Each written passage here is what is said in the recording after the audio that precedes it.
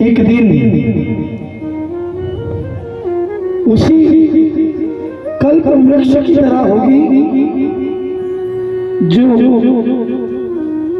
आपकी सुल्तानपुर में स्थापित है।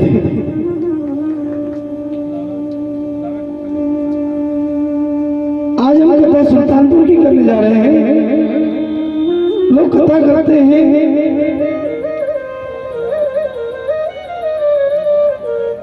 कथा सत्य का दर्शन कराती है, सत्य का।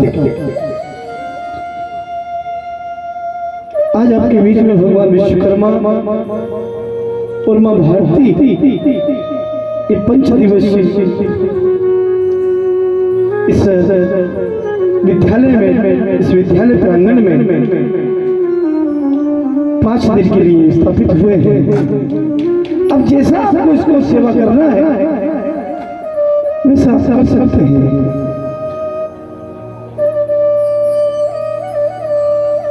क्योंकि सुल्तानपुर कोई साधारण भूमि नहीं है। अब आपको पता नहीं आपके सुल्तानपुर के बारे में, तो इसमें गलती आपकी भी नहीं है, गलती तो उसकी है जिसने सुल्तानपुर के इतिहास को दबा के रखा है। इस सुल्तानपुर के रहने वाले उन छोटे छोटे बच्चों को, उन बहनों को, उन वरिष्ठ जनों को, क्योंकि ये भारत माता की कथा है। और भारत माता की कथा यानी कि जहां आप बैठे हैं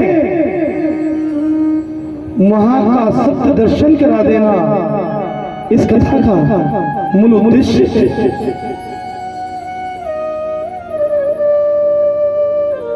ये कथा वो नहीं है जो कभी आपने देखा ही नहीं है। उसकी तो सिर्फ प्रमाण, जैसे कि भगवान राम इस धरती पर आए हैं। ये कथा भगवान राम का प्रमाण देती है। ये वो आए हैं, भगवान श्री कृष्ण इस धरती पर आए हैं। ये कथा भगवान श्री कृष्ण के आने का प्रमाण देती है। लेकिन ये कथा वर्तमान में इस जीवन को कैसे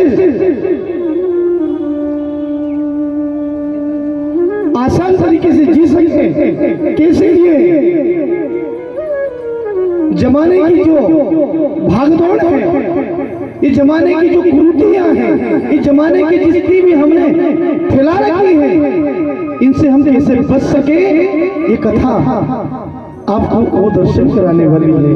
आइए हम कथा में प्रवेश करेंगे, लेकिन उससे पहले क्योंकि कथा का उद्देश्य है राष्ट्र को जगाना, देश को जगाना। और देश में हजारों धर्म है, हजारों पंथ है, हजारों समाज है, हजारों समुदाय बनकर के तैयार हो चुके हैं।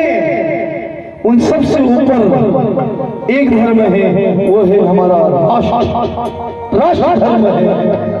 और हमारे राष्ट्र का एक ही ध्वज है जिसे हमने 3 रंगों में सजाया है। कौन सा ध्वज है हमारा? तिरंगा है ना? एक ही ध्वज है हमारा।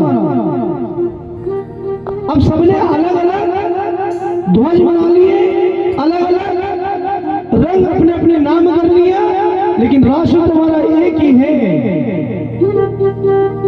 उसको कोई झुटला नहीं सकता है। इसलिए हमारा राष्ट्र ध्वज 3 रंगों से सजा है और तीनों ही रंग आज अलग अलग धर्म के नाम से जाने जाते हैं। सबसे पहली क्रांति, ये व्यासपीठ, ये भारत माता की कथा, ये भगवान विश्वकर्मा की कथा इस देश से इस बात को मिटाने वाली है कि जिसने रंग पर अधिकार जमा लिया उसका अधिकार यदि आपके घर पर कोई कब्जा कर ले, कोई दबंग लोग अगर आपके घर पे कब्जा कर ले, तो बताइए आपके दिल के ऊपर कितना दर्द होने वाला है, आपको कितनी पीड़ा मिलती है, पता है ना आपको?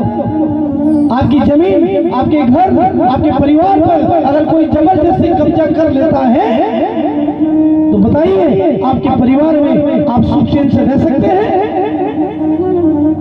नहीं ना? तो जितने भी धर्म बने हैं, ये जितने भी पंथ बने हैं, ये जितने भी जो